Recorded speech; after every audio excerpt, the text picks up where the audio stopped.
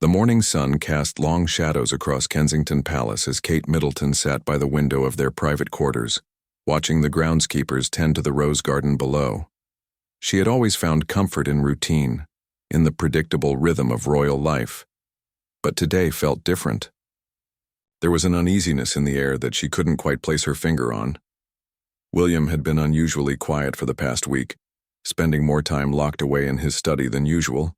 Their conversations had become brief exchanges about schedules and the children's activities. George had asked her yesterday why Papa seemed so serious all the time, and Kate had struggled to find an answer that wouldn't worry their eldest son. As she sipped her morning tea, Kate noticed a black sedan pulling into the courtyard. It wasn't on their official schedule, and the security team seemed unusually alert. Through the window, she watched as two men in dark suits emerged from the vehicle. They moved with the purposeful stride of people carrying important news, the kind that couldn't wait for scheduled appointments. Her phone buzzed with a text from William. "Meeting in my study in 10 minutes. We need to talk." The tone was formal, distant. Not the warm messages she was used to receiving from her husband.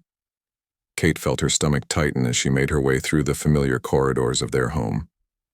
The staff members she passed seemed to avoid her gaze, their usual friendly greetings replaced by polite nods and quick movements away from her path.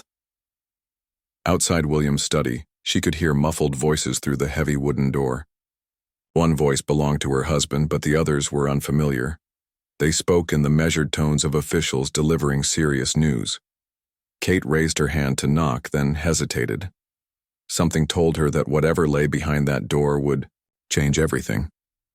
She had learned to trust her instincts during her years in the royal family. The same feeling had warned her before other difficult moments. The day the phone call came about Prince Philip's declining health, the morning before the interview that had shaken the monarchy's foundations, the evening when rumors about Harry and Meghan's departure first began to circulate. Taking a deep breath, Kate knocked softly on the door. The voices inside immediately fell silent. After a moment that seemed to stretch forever, she heard William's voice. "Come in." The scene that greeted her was more formal than she had expected. William stood behind his desk, his face wearing the carefully controlled expression he reserved for the most serious royal duties. The two men in suits sat in the leather chairs. Across from him, briefcases open on their laps, documents spread across the coffee table. "Kate," William said, his voice carrying a weight she hadn't heard before. "Please sit down." She moved to the chair beside him, noticing how he didn't reach for her hand as he usually did during tense moments. His wedding ring caught the light. From the desk lamp, a small reminder of the promises they had made to each other in Westminster Abbey all those years ago. "These gentlemen are from the Cabinet Office," William continued, nodding toward the visitors. "They've brought some information that affects our family directly." The older of the two men, distinguished with gray hair and kind eyes behind wire-rimmed glasses, leaned forward slightly. "Your Royal Highness," he addressed Kate directly, "what we're about to discuss must remain strictly confidential until the appropriate announcements are made." Kate nodded, though her heart was racing. In her experience, conversations that began with warnings about confidentiality rarely ended well. She clasped her hands in her lap to keep them from trembling, a technique she had learned during her first years of public appearances. "There has been a development regarding the line of succession," the second man began, consulting the documents in front of him. He was younger, with sharp features and an efficient manner that suggested he dealt with constitutional matters regularly.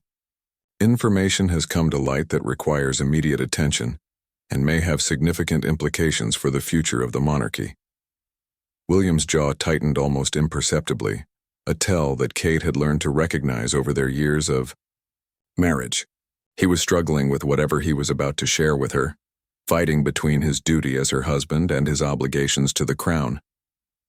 "The details are complex," William said, his eyes meeting hers for the first time since she had entered the room. In them, she saw something that made her breath catch, a mixture of pain, uncertainty, and what looked almost like an apology. But the essence of the matter is that certain historical documents have been authenticated, documents that were previously thought to be lost or destroyed. Kate felt the room growing colder despite the warmth of the morning sun streaming through the windows. Historical documents in royal circles usually meant revelations about legitimacy, about bloodlines, about the very foundations upon which the monarchy stood. Her mind raced through possibilities, each one more troubling than the last. "What kind of documents?" she asked, surprised by how steady her own voice sounded. The older gentleman cleared his throat. "Records from the late 1990s, Your Royal Highness. Specifically, documents related to medical procedures and genetic testing that were conducted at the request of the late Queen Elizabeth II. The mention of the Queen made Kate's heart skip. Elizabeth II had been meticulous about protecting the monarchy, sometimes at great personal cost. If she had ordered genetic testing, there had to have been questions about something fundamental, something that could threaten the stability of the royal line. William stood and walked to the window, his back to the room. Kate could see the tension in his shoulders, the careful control he was maintaining over his emotions. When he spoke, his voice was barely above a whisper. "The tests were conducted on members of the immediate family," he said, "including my father." Kate felt the world tilt slightly. Charles had been king for less than 2 years, having waited his entire life for the crown. The idea that there might be questions about his legitimacy, about his right to rule, was almost incomprehensible. "And the results?" Kate asked, though part of her didn't want to hear the answer. The silence that followed stretched on until Kate thought she might scream. Finally, William turned back to face her, and she saw in his expression a pain so deep it took her breath away. "The results," he said slowly, "change everything we thought we knew about our family." Outside, life at the palace continued as normal. Tourists gathered at the gates, staff members went about their duties, and the British press remained unaware that inside these walls, the very foundation of the monarchy was being questioned. But for Kate, sitting in that study with documents spread before her that held the power to reshape history, normal had just become a memory. The younger official opened a manila folder with hands that Kate noticed were slightly trembling. Even those who dealt with constitutional crises for a living weren't immune to the gravity of this moment. He pulled out a series of documents, each bearing official seals and signatures that Kate recognized from years of seeing state papers. "The genetic testing was ordered in 1997, he began, his voice clinical and measured. "During a period when there were serious concerns about potential health issues that could affect the succession, the Queen's personal physician recommended comprehensive testing of the direct line to rule out any hereditary conditions that might pose problems for future monarchs." Kate watched William's face as the official spoke.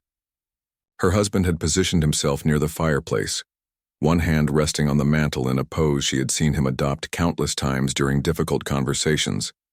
But now she noticed the white knuckles, the rigid posture that betrayed his inner turmoil. "The testing revealed something unexpected," the older gentleman continued, taking over from his colleague. "While the health screenings came back clear, the genetic markers showed inconsistencies in the paternal lineage." Kate felt her mouth go dry. She had studied enough about the monarchy to understand what genetic inconsistencies in the paternal line meant. It meant questions about legitimacy that went to the very heart of the constitutional system. "Are you saying," Kate began carefully, "that King Charles is not the biological son of Prince Philip?" William finished for her, his voice hollow. "The tests were conclusive. They were run 3 separate times by different laboratories to ensure accuracy." The room fell silent except for the ticking of the antique clock on William's desk. Kate stared at her husband, trying to process the magnitude of what she was hearing.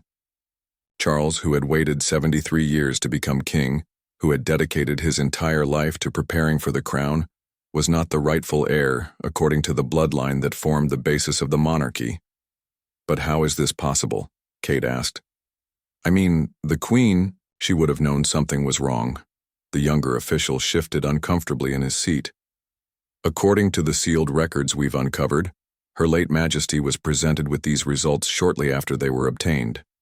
She made the decision to suppress them, believing that the stability of the monarchy was more important than the biological technicalities of succession.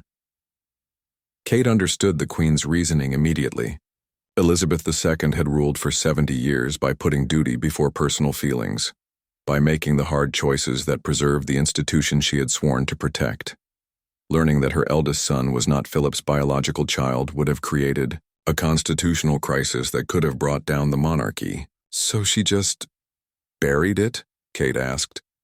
She ordered all records sealed for 100 years, William said, finally moving away from the fireplace to sit beside her. For the first time since she had entered the room, he reached for her hand. His touch was cold. But when she died, someone found the keys to the private safe where she kept the most sensitive documents. The new king's staff was sorting through papers to prepare for the transition and they found the genetic test results, Kate finished. William nodded grimly, along with correspondence between the Queen and her advisors about how to handle the situation. There are letters, Kate. Letters that make it clear she knew Charles wasn't Philip's son, but she chose to let him believe he was. Kate's mind raced through the implications. If Charles wasn't Philip's biological son, then his claim to the throne was based on a lie that had been maintained for over 25 years. But more than that, it meant that William himself, as Charles's son, might not have the clear path to succession that everyone had assumed. Who else knows about this, she asked. A small circle within the cabinet office, the older gentleman replied. The Prime Minister has been briefed, as has the Archbishop of Canterbury. The decision about how to proceed will ultimately rest with them in consultation with the royal family. Kate felt a chill run down her spine. The Archbishop of Canterbury's involvement meant that the Church of England, which formed part of the constitutional foundation of the monarchy, was already questioning the legitimacy of Charles's reign. What are our options? William asked, his voice steady but strained.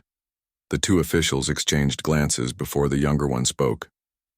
Constitutionally, there are several paths forward. The first would be to maintain the status quo. Treat this as historical information that doesn't affect the current situation. Charles became king through the established succession laws regardless of biological parentage. And the other options? Kate asked, though she suspected she didn't want to hear them. The second option would be to address the succession issue directly, the older gentleman said carefully. If King Charles chose to abdicate based on this information, the crown would pass to the next in line, which would be Prince William. Kate felt the world shift beneath her feet. William becoming king had always been a distant future possibility, something they had years to prepare for. The idea of it happening now, under these circumstances, was overwhelming. And the third option?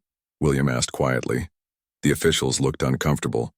The most drastic option would be to use this information to examine the entire line of succession and determine who would be the rightful monarch if we went back to the point where the irregularity occurred. Kate's head was spinning. You mean go back and figure out who should have inherited the throne instead of Charles? It's complicated, the younger man admitted. We would need to examine the genetic evidence, look at other potential claimants, consider the implications for the entire royal family. It could mean that Prince Andrew or Prince Edward might have a stronger claim, depending on their genetic relationship to Prince Philip. The thought of Andrew potentially becoming king made Kate's stomach turn.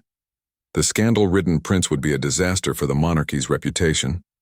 Edward, while more respectable, had never shown interest in taking on the full responsibilities of kingship. How much time do we have to decide? William asked. The Prime Minister wants a recommendation within 2 weeks, the older gentleman replied. The information is contained for now, but it won't stay that way indefinitely. There are too many people involved, too many documents that had to be examined and verified. Kate realized that everything she had worked for, everything they had built together as a royal couple, was now in jeopardy. Their children's futures, their role in the monarchy, their entire life path, all of it was suddenly uncertain. Does Charles know? She asked suddenly. William shook his head. Not yet. The decision was made to brief us first, given that we would be most directly affected by whatever course of action is chosen. Kate felt a surge of sympathy for her father-in-law. Charles had finally achieved his life's ambition, only to have it potentially stripped away by a genetic test taken 25 years ago. The irony was cruel. The same scientific precision that the royal family had embraced to ensure their health had revealed a truth that could destroy Charles's reign. "We need to tell him," Kate said firmly. "He deserves to know before any decisions are made about his future." The officials gathered their papers, preparing to leave William and Kate to process the information they had just received. As they prepared to go, the older gentleman turned back to them. "There's one more thing," he said reluctantly. The genetic testing also included samples from Prince William and Prince Harry. Their results, they raise additional questions that we haven't fully explored yet. With that bombshell, the two men left, closing the study door behind them and leaving William and Kate alone with the knowledge that would change their lives forever. For several minutes after the officials left, neither William nor Kate spoke. The study felt suffocating, filled with the weight of secrets that had been buried for decades. Kate stared at the closed door, wondering if their marriage, their family, their entire world could survive what they had just learned. William stood abruptly and walked to his desk, pulling out a key from his jacket pocket. Kate watched as he unlocked the bottom drawer and retrieved a sealed envelope that looked official and intimidating. Her heart sank as she realized he had been keeping something from her.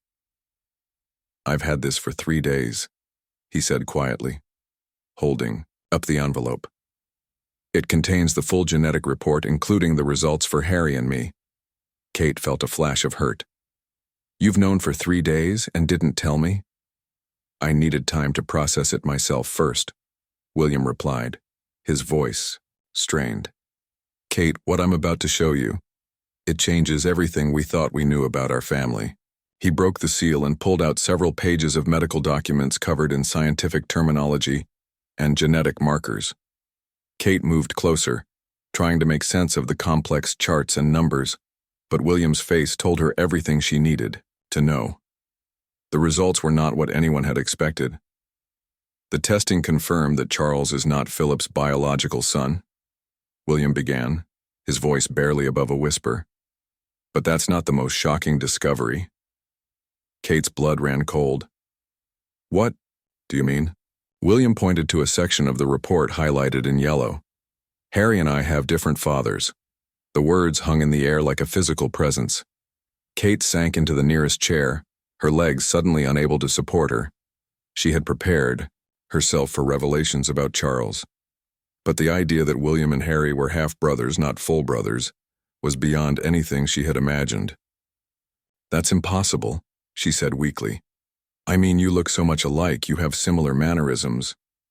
"The genetic evidence is conclusive," William said, sitting down across from her. "Harry is Charles's biological son. I am not." Kate felt the room spinning. If William wasn't Charles's son, then his place in the line of succession was based on the same lie that had elevated Charles to the throne. The implications were staggering, not just for William, but for their children, for the entire future of the monarchy. "So Harry is the rightful heir," Kate said, the words tasting bitter in her mouth. "Harry, who walked away from the royal family, who moved to America, who has spent the last few years criticizing the institution, he's the one who should inherit the throne." William nodded grimly. "According to the genetic evidence, yes. If legitimacy is determined by bloodline, then Harry has a stronger claim than I do." Kate thought about Harry and Meghan in California, building their new life away from royal duties and protocols. The idea of Harry becoming king seemed impossible, not because he was incapable, but because he had made it clear that the royal life was not for him. "Does Harry know?" she asked. "Not yet. The plan was to inform all affected parties simultaneously, but they decided to start with us since we're currently most involved in royal duties." Kate stood and began pacing, her mind racing through possibilities and consequences.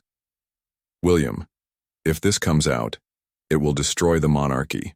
The press will have a field day. The public's trust in the institution will be shattered." "I know," William said quietly. "That's why the Queen kept it secret for so long. She understood that sometimes protecting the institution is more important than genetic technicalities, but Kate wasn't sure she agreed. Living a lie, even for the greater good, had consequences. She thought about their children, George, Charlotte, and Louis, who had been raised to understand their place in the succession, their future responsibilities. If William wasn't the legitimate heir, what did that mean for them? Our children, she said suddenly, voicing her fears. If you're not in the line of succession, then George would have no claim to the throne, William finished. The crown would eventually pass to Harry's children, not ours. Kate felt tears pricking at her eyes. George, at 10 years old, had already begun to understand the weight of his future responsibilities. He had started learning about duty, service, and the importance of the monarchy. To discover that it had all been based on a genetic lie would be devastating. There's something else, William said hesitantly. The report includes speculation about who my biological father might be. Kate wasn't sure she wanted to hear more, but she nodded for him to continue. Based on the timing and the genetic markers, they believe it was someone Diana knew well, someone who was around the palace frequently in the early 1980s. The mention of Diana made Kate's chest tighten. William's mother had died when he was just 15, but her influence on his life had been profound. The idea that there were still secrets about Diana waiting to be uncovered was almost too much to bear. Do they know who? Kate asked. William shook his head.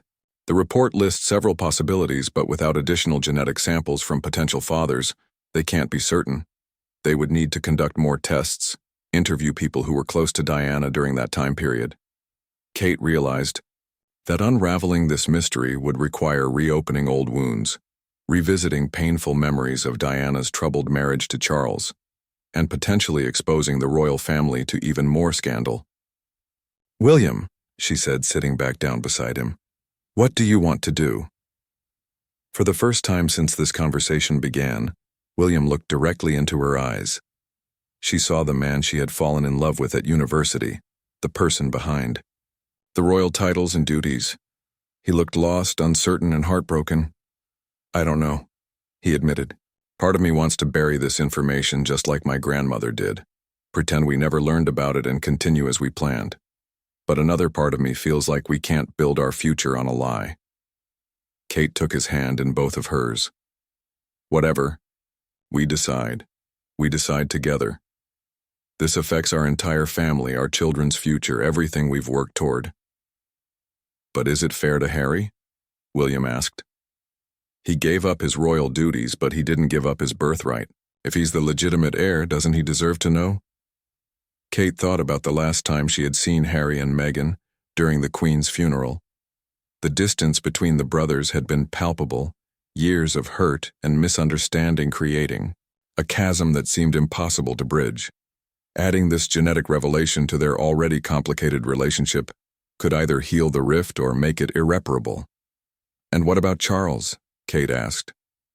He's been king for less than 2 years, learning that his entire life has been based on mistaken identity, that the son he thought would succeed him isn't even his biological child. It could destroy him. William stood and walked to the window again, looking out at the gardens where tourists were taking photographs, unaware that inside the palace walls, the very foundation of the monarchy was crumbling. The officials want an answer in 2 weeks, he said. But I think we need to talk to Charles first before we make any decisions. He deserves to know what we've learned. Kate agreed, though she dreaded the conversation. Telling Charles that his son might not be his son, that his reign might be illegitimate, that everything he had worked for his entire life was in question. It would be one of the most difficult conversations any family could face. When do we tell him? She asked. William turned back to her, his face set with determination. Tomorrow. We'll invite him for dinner, just family, and then we'll tell him everything. As Kate looked at her husband, she realized that this was the moment their real test began. Not the public scrutiny, not the royal duties, not the pressure of living in the spotlight, but this private crisis that would determine who they really were and what they were willing to sacrifice for truth, for family, and for each other. The evening light filtering through the dining room windows at Kensington Palace cast long shadows across the polished mahogany table. Kate had spent the entire day in a state of nervous energy, unable to focus on her scheduled meetings or even enjoy her usual afternoon tea with the children. George had asked her twice if she was feeling well, his young face creased with concern that reminded her painfully of William at the same age. Charles arrived promptly at 7, as he always did. Punctuality was one of the many disciplines he had learned during his decades of preparing for kingship. Kate watched from the window as his car pulled into the courtyard, noting how he paused before getting out, straightening his jacket and checking his appearance in the car's reflection. Even for a family dinner, he maintained the careful standards that had been drilled into him since childhood. "Papa," William greeted him at the door, and Kate heard the slight strain in her husband's voice that she had learned to recognize. Charles, however, seemed genuinely pleased to see them, his face lighting up with the warm smile he reserved for his family. "William, Kate," he said, embracing them both. "It's so good to have some quiet family time. These past few weeks have been rather overwhelming with the Commonwealth meetings." Kate felt a stab of guilt. While Charles had been focused on his royal duties, trying to establish himself as an effective monarch, they had been sitting on information that could end his reign. The weight of that knowledge made normal conversation feel impossible. They made small talk during dinner about the children's activities, upcoming engagements, and Charles's plans for modernizing certain royal protocols. Kate found herself studying, her father-in-law's face looking for resemblances to William that she had never questioned before. Now that she knew they weren't biologically related, she wondered how she had missed the subtle differences. Charles had the Windsor features, the distinctive nose, the set of his eyes, the way he held his mouth when concentrating. William's features were softer somehow, his bone structure more refined. She had always attributed these differences to Diana's influence on his appearance, never considering that they might come from an entirely different genetic source. "You're both rather quiet tonight," Charles observed as they finished the main course. "Is everything all right? You seem tense." Kate and William exchanged glances. They had planned to wait until after dessert, but Charles's direct question made continuing the charade feel dishonest. "Papa," William began carefully, "there's something we need to discuss with you, something rather serious that's come to light recently." Charles set down his fork, his expression immediately becoming more guarded. Years of royal life had taught him to recognize when conversations were about to turn difficult. "What kind of something?" William reached across the table and placed his hand over his father's. "It concerns the family, and specifically some information that was uncovered after Granny's death." Kate watched Charles's face change as he processed what William was saying. The mention of the Queen in relation to family secrets immediately put him on alert. Elizabeth II had been the keeper of many family confidences, and her death had raised questions about what information might surface. "What information?" Charles asked quietly. William took a deep breath. "Genetic testing results from 1997. Tests that Granny ordered but never shared with the family." The color drained from Charles's face. Kate could see his mind working, connecting dots and remembering incidents from 25 years ago that might have prompted such testing. His hand trembled slightly as he reached for his water glass. "What did the tests reveal?" Charles asked, his voice barely audible. "Papa," William said gently, "the results showed that you are not Prince Philip's biological son." The silence that followed was deafening. Charles stared at William for what felt like an eternity, his face cycling through disbelief, confusion, and finally, a deep sadness that broke Kate's heart. She had expected anger or denial, but instead she saw a man confronting the collapse of everything he had believed about himself.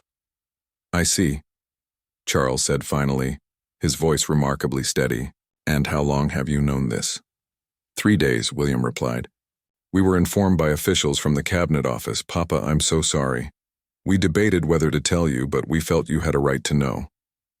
Charles nodded slowly, still processing the information. "Yes, of course I needed to know." "Thank you for that." He paused, staring at his hands. "It actually explains some things that never made sense before." Kate leaned forward. "What do you mean?" "My relationship with Philip," Charles said quietly. "He was always so critical, so disappointed in everything I did. I used to wonder why I could never please him, why I felt like such a failure as his son. Now I understand I wasn't his son at all.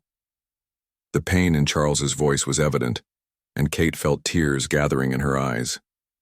She thought about her own children and how devastating it would be for them to learn that their understanding of their parentage was wrong. "There's more," William said reluctantly. "The testing also included Harry and me." Charles looked up sharply, suddenly understanding that the implications went far beyond his own identity. "And?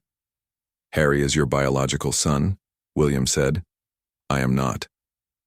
Kate watched Charles absorb this second shock. She could see him working through what this meant for the succession, for William's future, for the monarchy itself. His training as a constitutional monarch was warring with his emotions as a father. "So Harry is my heir, not you," Charles said, slowly. "Harry, who has rejected the royal life and moved to America." William nodded. "According to the genetic evidence, yes." Charles stood abruptly and walked to the fireplace, staring into the flames. Kate could see his shoulders shaking slightly, and she wondered if he was crying or just overwhelmed by the magnitude of what he had learned. "Does Harry know?" Charles asked without turning around. "Not yet. We wanted to talk to you first." Charles turned back to them, and Kate was struck by how much older he looked than he had just an hour earlier. The weight of kingship had already aged him in the 2 years since his mother's death, but this revelation seemed to have added decades to his appearance. "What does this mean for my reign?" he asked. "Am I still king if I'm not legitimate according to bloodline?" "That's being debated at the highest levels," William said. "The Prime Minister and the Archbishop of Canterbury are involved in the discussions." Charles laughed bitterly. "Of course they are. The Archbishop who crowned me is now questioning whether I had the right to be crowned at all." Kate found her voice. "Charles, you are king because Parliament and the people accepted you as king. Genetics don't change the fact that you've served your country faithfully your entire life." "But they do change everything else," Charles replied. "They change William's future, his children's future. They change the entire line of succession." He looked directly at William. "Do you want to know who your biological father is?" William shook his head. "I'm not sure I'm ready for that information yet." Charles sat back down, suddenly looking exhausted. "This explains so much about our family dynamics. Why Philip favored Andrew and Edward over me. Why the Queen always seemed to treat me differently from the others. Why there was always this distance that I could never bridge." "She was protecting you," Kate said softly. "She was protecting the monarchy." "Yes," Charles agreed. "And now we have to decide whether to continue protecting it or whether it's time for the truth to come out." The three of them sat in silence, contemplating the impossible decision they faced. Continue living the lie that had sustained the monarchy for decades, or reveal the truth and risk destroying the institution that had defined their entire lives. "What do you think we should do?" William asked his father. Charles looked at both of them, his eyes filled with a mixture of love and sorrow. "I think," he said slowly, "that we need to talk to Harry before we make any decisions. Whatever we choose as a family." Kate realized that the next phase of this crisis would require healing the rift between William and Harry, a task that seemed almost as impossible as deciding the fate of the monarchy itself. The video call connection took several attempts to establish. Technical difficulties seemed fitting for a conversation that would bridge not just the Atlantic Ocean, but years of hurt, misunderstanding, and carefully maintained distance between brothers who had once been inseparable. When Harry's face finally appeared on the screen in William's study, Kate was struck by how different he looked. The California sun had given him a healthy glow, and he seemed more relaxed than she had seen him in years. But his expression quickly shifted to concern when he saw the serious faces looking back at him. "This is unexpected," Harry said, his voice carrying the slight American inflection he had developed since moving to Montecito. "Is everything all right? The children?" "The children are fine," William replied quickly. "Harry, we need to talk to you about something important. Something that affects all of us." Megan appeared briefly in the background of the video call, and Kate saw Harry gesture for privacy. After a moment, Harry was alone in what looked like his home office, his attention fully focused on the screen. "What's going on?" Harry asked. "You look terrible, William.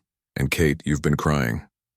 Kate hadn't realized her emotional state was so obvious, but Harry had always been perceptive about people's feelings.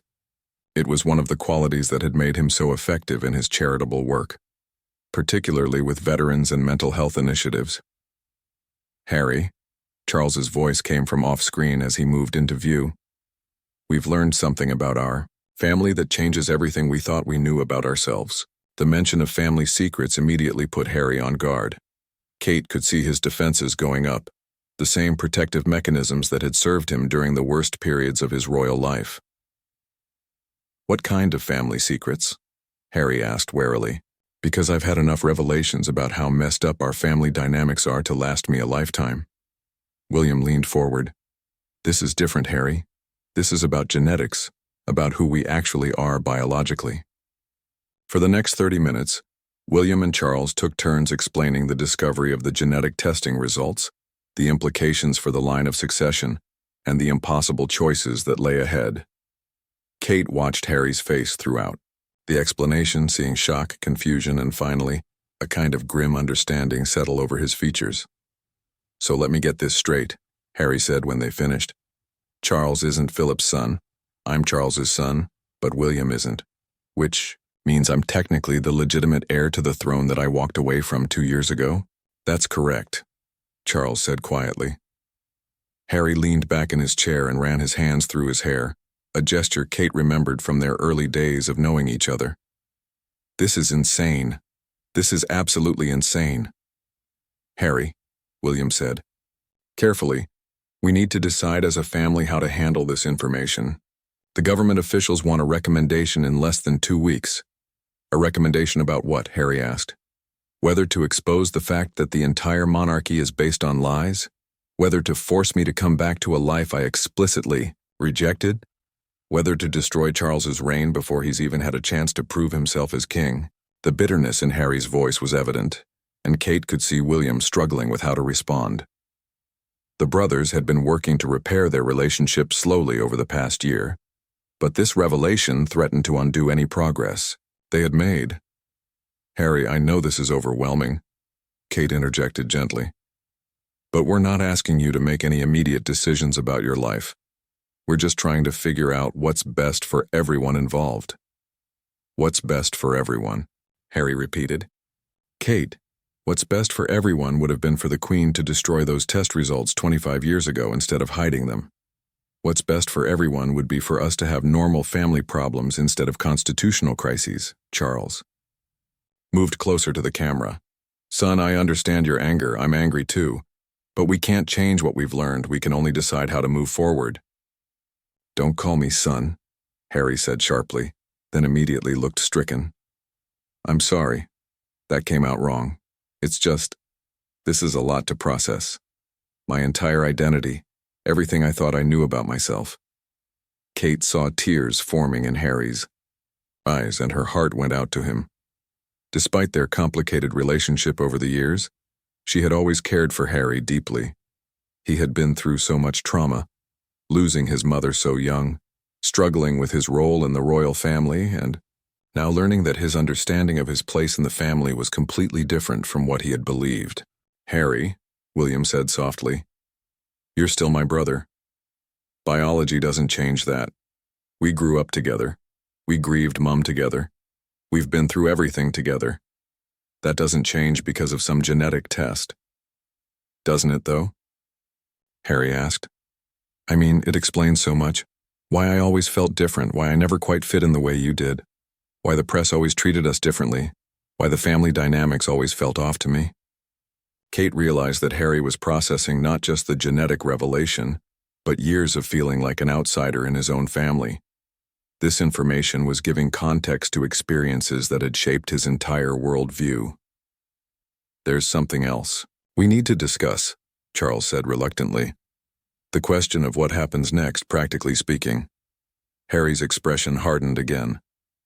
"You mean whether I come back and claim my birthright, Whether I abandon the life I've built with Megan and our children to become king someday?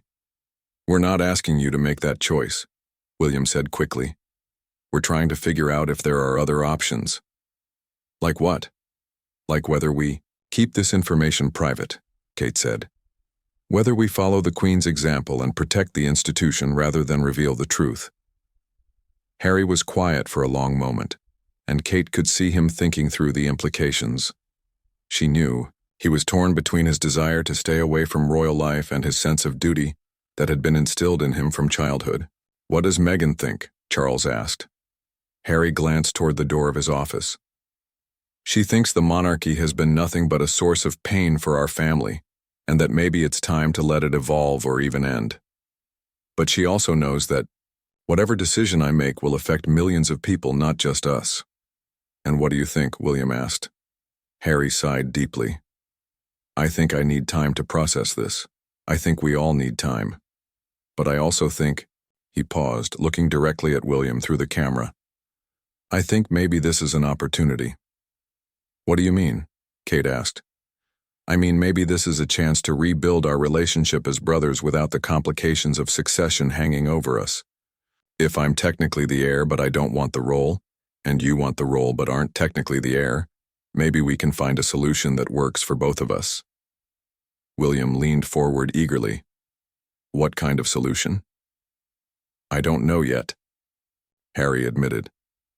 But there has to be a way to handle this that doesn't destroy the monarchy and doesn't force me back into a life that nearly killed me. Charles cleared his throat. There are constitutional mechanisms for renouncing claims to the throne.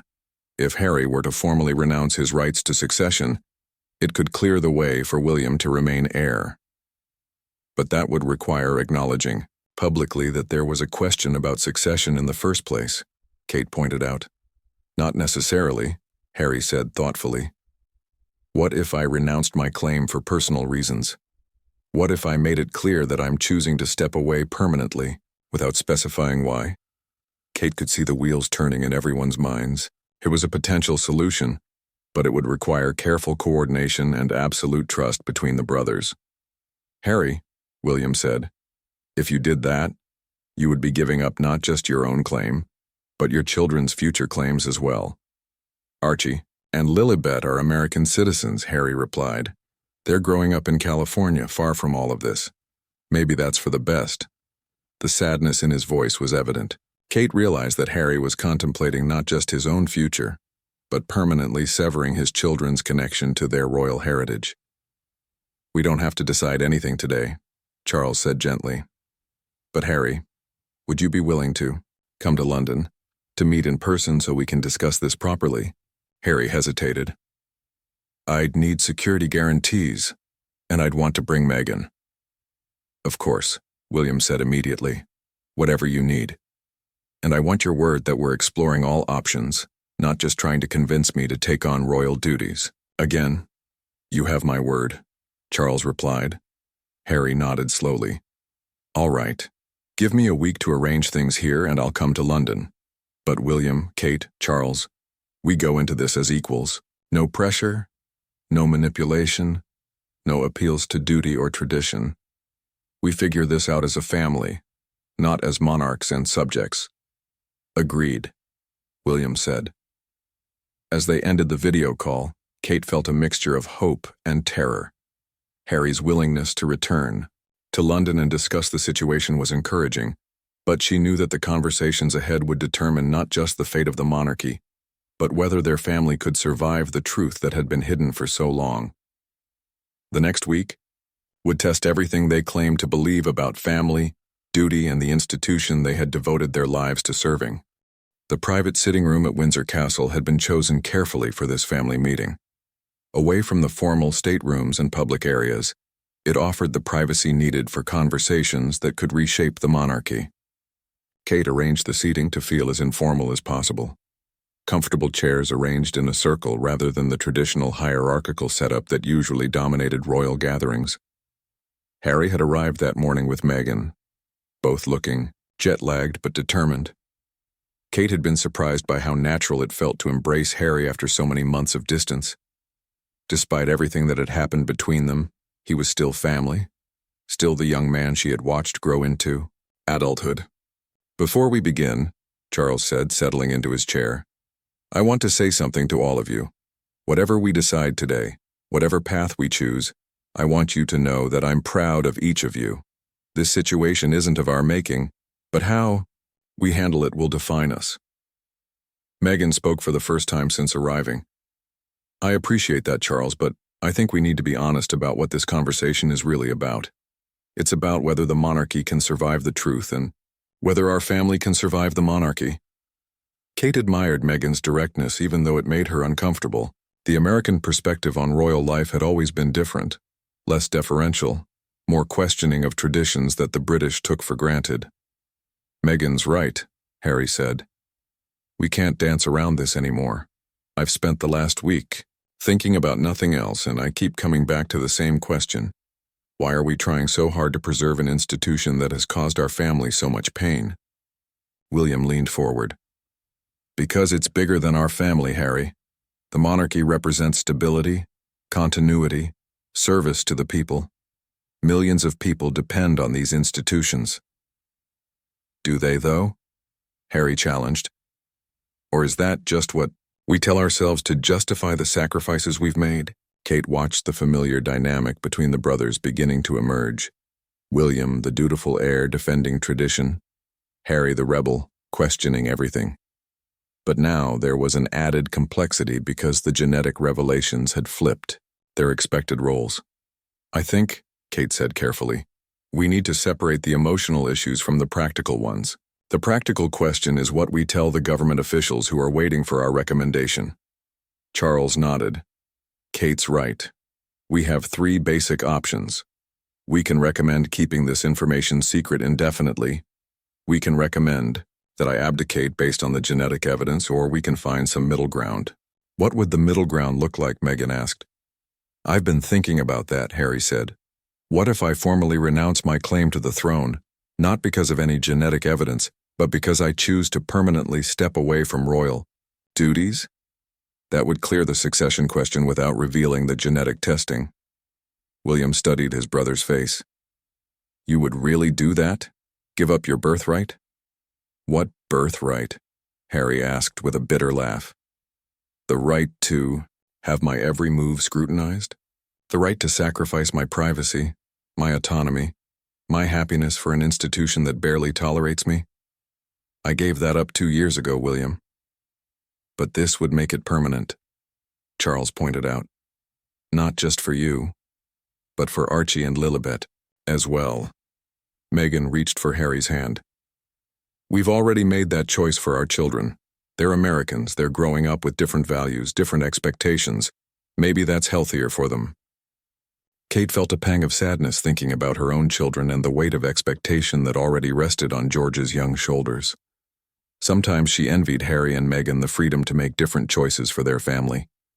"If Harry renounces his claim," William said slowly, "it would solve the succession question, but it doesn't address the larger issue of legitimacy. People would still wonder why he stepped away, especially given the timing."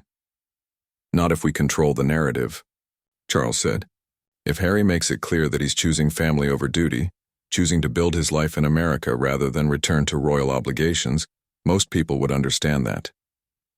Kate could see that they were moving toward a consensus, but something was bothering her. "What about the truth?" she asked quietly. "Don't people deserve to know the truth about their monarchy?" The room fell silent. It was the question none of them wanted to face directly, whether protecting the institution was worth maintaining a lie that went to the very heart of the constitutional system. "The truth," Megan said finally, "is that Harry is happier in California than he ever was as a working royal. The truth is that William wants to be king and would be good at it. The truth is that Charles has spent his entire life preparing for this role and deserves the chance to prove himself. Maybe those truths matter more than genetic technicalities." William looked at his father. "Papa, what do you want to do?" Charles was quiet for a long moment, staring out the window at the grounds where he had played as a child, where he had learned about duty and service. where he had spent decades preparing for a crown that genetic evidence suggested he had no right to. "Where? I want to be king," he said finally. "I know that might sound selfish, but I've waited my entire life for this opportunity. I believe I can serve the country well, regardless of what the genetic tests say. But I also want what's best for our family. And I want William to be my heir," he continued, looking at his eldest son. "Not because of genetics, but because he's prepared for the role. Because he understands the responsibilities, because he would be an excellent king." Harry nodded slowly. "And I want to stay in California with my family, building the life we've chosen. So maybe we all get what we want if I formally renounce my claim." "There's still the question of what happens if this information leaks in the future," Kate pointed out. "We can't guarantee it will stay secret forever." "Then we deal with it if and when it happens," William said. "But for now we protect the family and the institution." Megan looked around the room. "I have one condition. If we're asking Harry to give up his legal claim to protect the monarchy, then the monarchy needs to give something back. I want assurances that our children will be left alone, that they won't be pursued by the British press, that they can grow up as private citizens." "Done," Charles said immediately. "I'll make it clear to the press that Archie and Lilibet are to be treated as private individuals, not public figures." Kate felt a mixture of relief and sadness as she realized they had found their solution. Relief that they had avoided a constitutional crisis that could have destroyed the monarchy, but sadness that it required Harry to permanently sever his connection to the family he had been born into. "So we're agreed?" William asked. "Harry formally renounces his claim. We keep the genetic information confidential and we move forward as planned with the succession." Everyone nodded, but Kate noticed the tears in Harry's eyes. Despite his insistence that he wanted no part of royal life, formally giving up his birthright was clearly emotional for him. "Harry," she said softly, "you'll always be our family. This doesn't change that." "I know," he replied, his voice thick with emotion. "It's just saying goodbye to that part of my identity, even the part I didn't want. It's harder than I expected." Charles stood and walked over to Harry, placing a hand on his shoulder. "You're not saying goodbye to who you are. You're choosing who you want to become. I'm proud of you for that." As the family embraced, Kate realized that sometimes the most loving thing you could do was let someone go. Harry had found happiness away from royal life, and protecting that happiness was worth more than any genetic claim to a throne. The next day, Harry would sign the formal documents renouncing his place in the line of succession. The genetic test results would be sealed again, this time permanently. And the monarchy would continue, built not on the perfect bloodlines that people imagined, but on the imperfect love of a family, trying to do right by each other and their country. Kate looked around at her family, William preparing to be king, Charles growing into his role as monarch, Harry choosing his own path, and realized that maybe this was what the monarchy needed to survive. Not perfect genetics or flawless bloodlines, but the ability to evolve, to make difficult choices, and to put love and duty in balance with each other. The door that William had opened by sharing the genetic test results had led them through the most difficult crisis their family had ever faced. But it had also led them to a new understanding of what it meant to be family, and what it meant to serve something larger than themselves. In the end, that might be the most royal truth of all.